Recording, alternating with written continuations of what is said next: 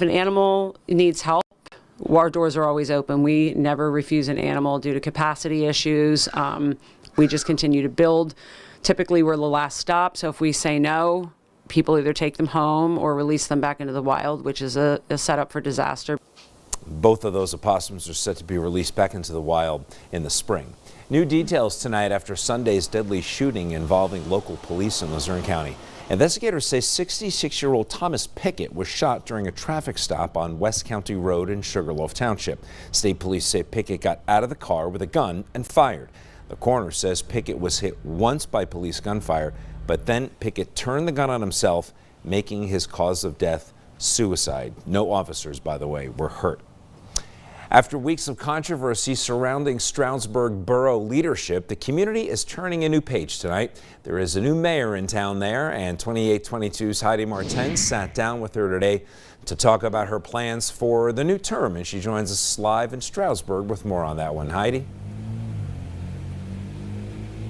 Good evening. Ellen Curry has been appointed the new mayor of Stroudsburg, and she tells me she's looking to be the calm in all of the chaos. Ellen Curry was officially appointed as Stroudsburg Borough's new mayor earlier this month, stepping into the role following weeks of public debate and a lot of tension. The former mayor, Michael Marino, was appointed and resigned all within the same meeting. Curry says she did not like to see the inefficient arguing and nothing being resolved. I feel like I can bring some calm to this chaos. I don't want it to be contentious. I am certainly a good listener. I would like to see things get more civil. Curry comes from a background in teaching, something she says has prepared her to listen, lead, and bring people together. One person 2822 News spoke with says he believes her experience in education could be exactly what the borough needs. She's a teacher, and I feel like, teachers can teach a lot of good things about running small towns like this, like ones where I kind of grew up around. So the way I see it, we'll just see how it goes, and we'll just keep our fingers crossed for a brighter Stroudsburg. Curry says her first plan is to start getting the youth excited for civic government, something she believes is what the borough needs. My number one thing initially, and this is going to sound so small potatoes, is I'm going to be at a career fair at Stroudsburg High School, and we're going to be recruiting our next junior council person, and that's exciting to me. After what some residents have described as an alarming period in local government, Curry says she wants to shift the focus back to collaboration and community.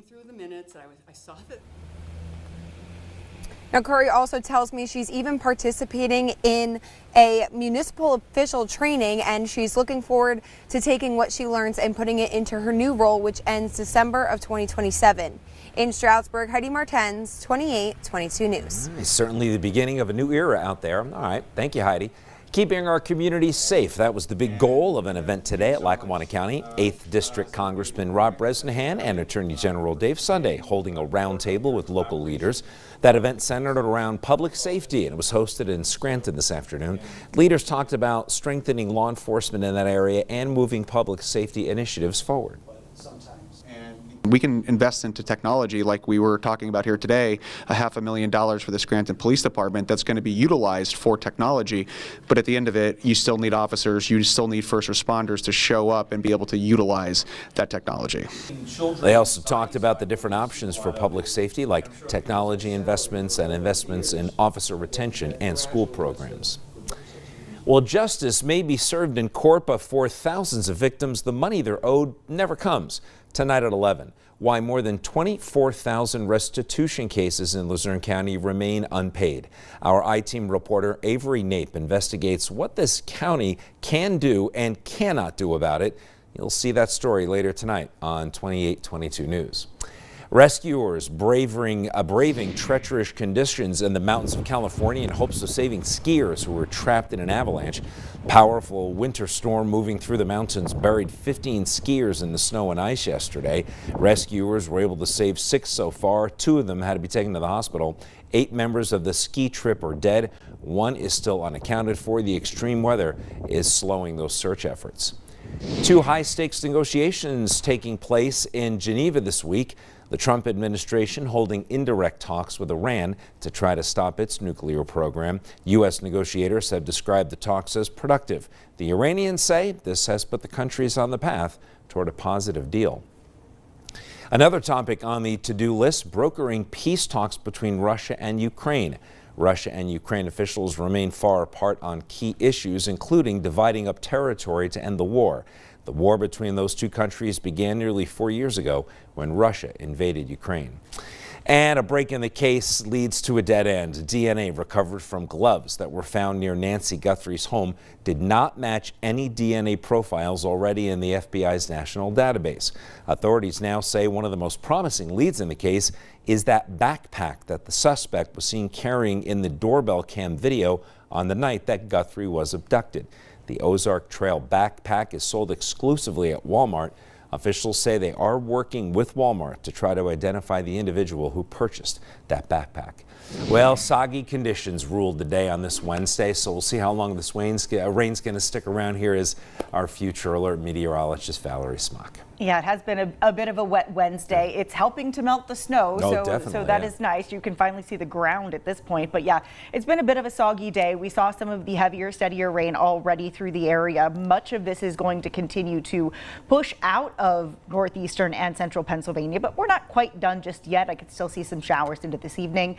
And then we're keeping an eye on a system that's coming in Thursday night. So I'll break down all the details. All right, you got it. We'll see in a few. The highly anticipated women's solo figure skating event hitting the ice in Milan. We'll take a look at some of the top moments from the Winter Olympics so far and what's still to come next on 2822 News at 5. Also, the holy season of Lent begins, how Catholics across the world observed Ash Wednesday.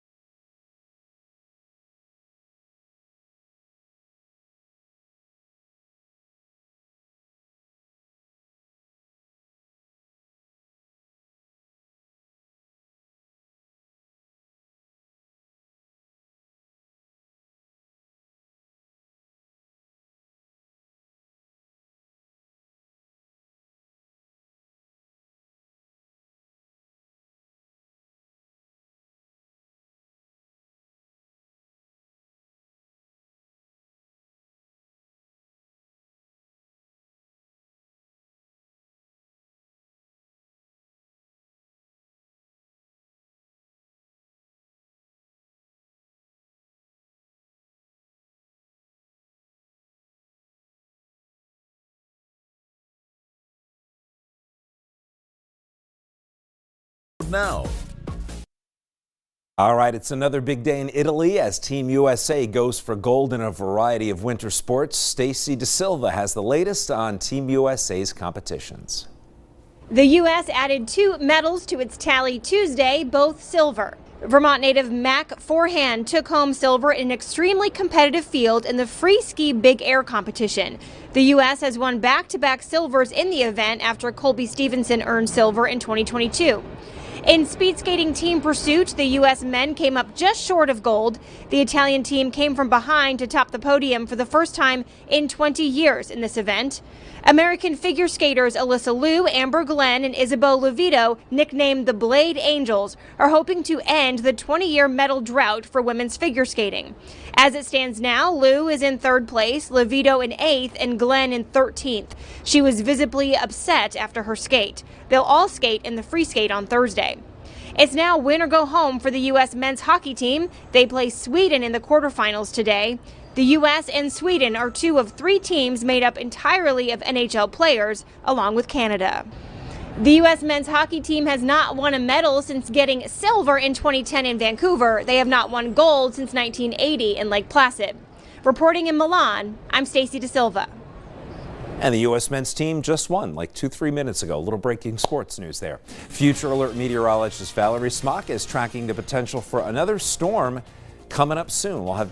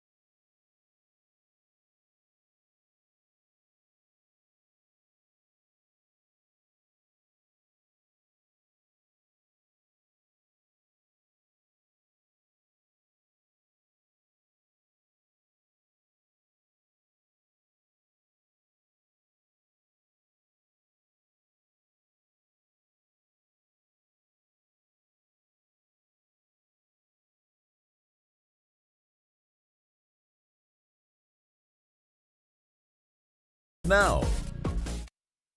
Catholics across the nation marking the start of Lent today with the sign of the cross and Ash. Ash Wednesday begins a season of prayer, fasting, and reflection, leading up, of course, to Easter. 2822's Connor Core has more from today's local services. It's not a day of holy obligation in the Catholic Church, but Ash Wednesday still draws large crowds as many take time to reflect and fast. It's about engaging our lives, looking in the center of our hearts.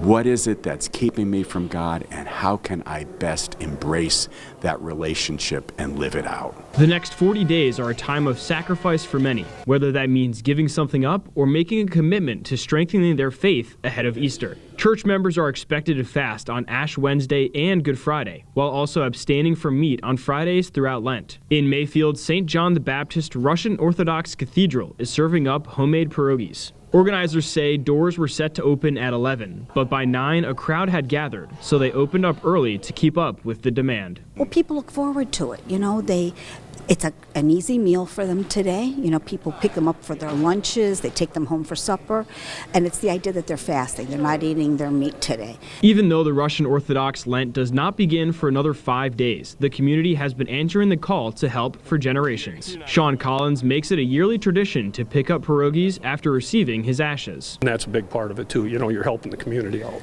the local church. Even though I go to a different church, but glad to help out, absolutely. Collins is giving up salt for Lent, and with a smile, he adds he wishes he could give up the salt on the roads as well. In Scranton, Connor Core, 2822 News.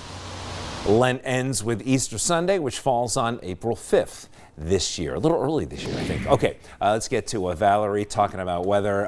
Today was just one of those days you just write it off. Yeah. It rained pretty much from the beginning to the end. We did. We had a little lull in the middle of the day, but yeah, it was just kind of like that dull, dreary, lots of clouds. We had light rain, fog, mist, kind of all the things today. It was a little mist this morning too, yeah, so that was definitely something we've been dealing with, and we're not quite done with it just yet. As you can see on radar, across northeastern and central Pennsylvania, well, at least central parts of the state are already starting to dry out, but we do still have a little bit of some lingering showers the farther north and east you go. So as we take that closer look, you'll notice around Towanda, Montrose, Springville, over toward Clifford and Carbondale, even right around Tobyhanna, we're still picking up some light showers right now, and where you're seeing that purple, that's where you could have those pockets of freezing rain. In the big picture, the heaviest and steadiest has already moved on, and this is kind of the last little bit of it. As we go through this evening, showers will continue to taper off to where most of what we're seeing tonight is going to be a mostly cloudy sky. However, freezing drizzle can't be ruled out. In downtown Scranton, still a lot of low clouds. We've had some visibility issues through much of the day. And when you look at temperatures, well, it wasn't too bad today. We did have temperatures back in the 40s. Right now we are at 39 from basically Lewisburg to Bloomsburg, from Hazleton up to and through the Valley cities. We're at 35 now in Montrose.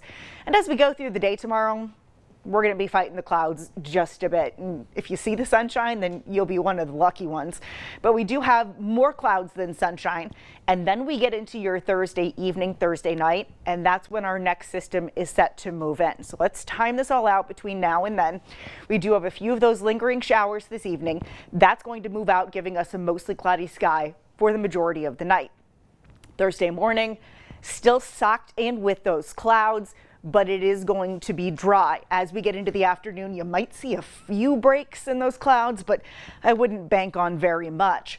Now, as we head into your Thursday night, look to our south and west, and that's when some showers will start to move in.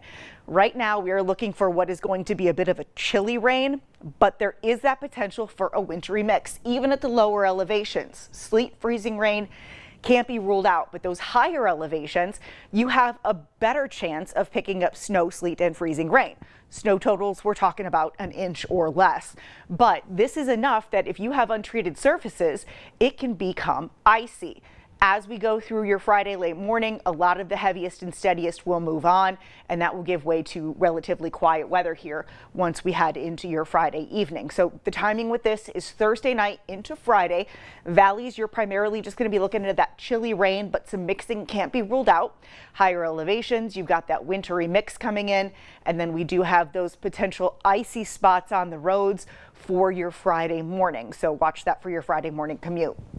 We stay in the 40s through at least the start of the weekend, and then that colder air is going to work its way back in by Sunday, Monday, and even into Tuesday as well. Here's a look at your Future Alert 7-day forecast. So on Thursday, more clouds than sunshine.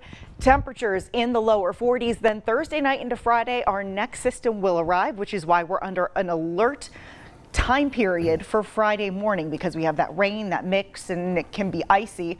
We'll briefly dry it back out on Saturday, and then we're still tracking a storm for Sunday into Monday. The track's still obviously not coming into complete view just yet, but there is a potential for at least some snow showers. It does seem like for the last really big one we had was also Sunday into Monday, so I don't know, maybe it was something to do with that.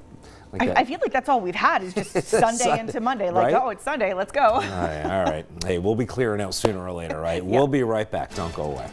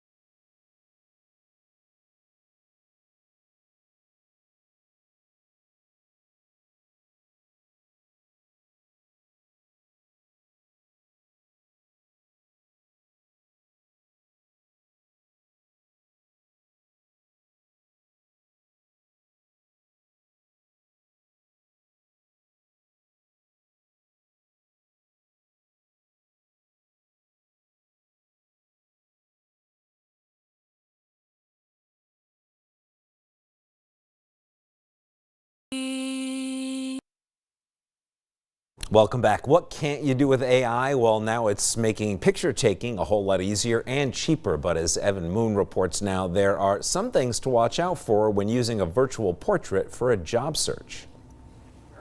From a lens to a laptop, headshots are getting a high-tech makeover as artificial intelligence changes what it means to get camera ready.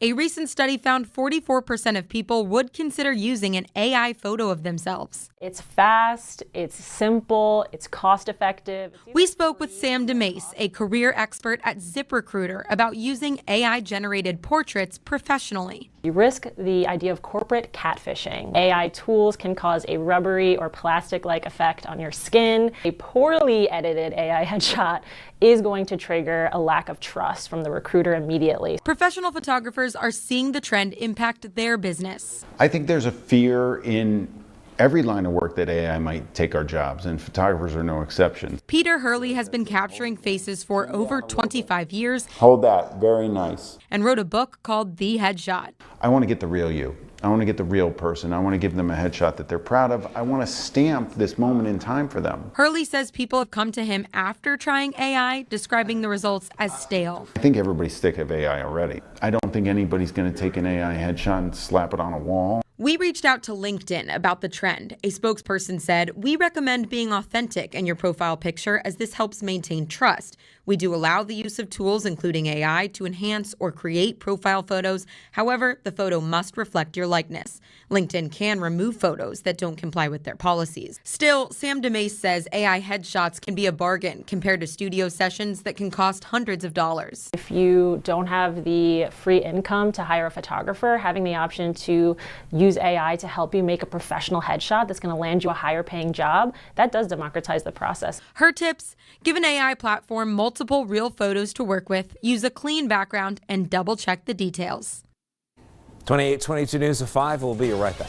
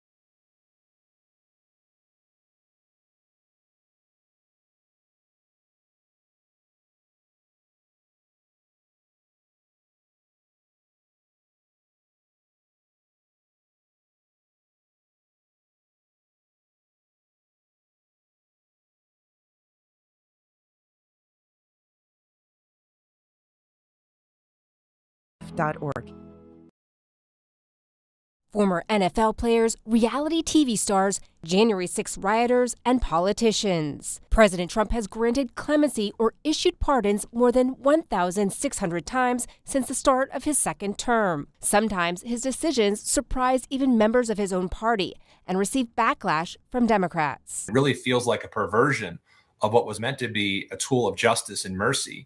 Instead, we're seeing those who are wealthy and well-connected get these pardons. Congressman Johnny Olszewski, a Democrat from Maryland, is leading an effort to enact a constitutional amendment that would give Congress the right to review presidential pardons. It's a very high bar for overturning pardons. The amendment would create a process where 20 House members and 5 senators could force a vote on nullifying a presidential pardon, which would then need a 2/3 majority vote in both chambers within 60 days. This doesn't end pardons. This just gives Congress the ability to review them and to overturn them if they're especially egregious. Although the Pardon Integrity Act has yet to gain traction in Congress, Congressman Don Bacon of Nebraska, who is set to retire at the end of his current term, recently signed on as a Republican co-sponsor. I think that having this be a bipartisan measure, especially in this polarized political environment, is critical. President Trump's critics say he's issuing pardons to those who want access. The Trump team says the president is helping those who have been prosecuted for political reasons, and all pardons go through White House lawyers.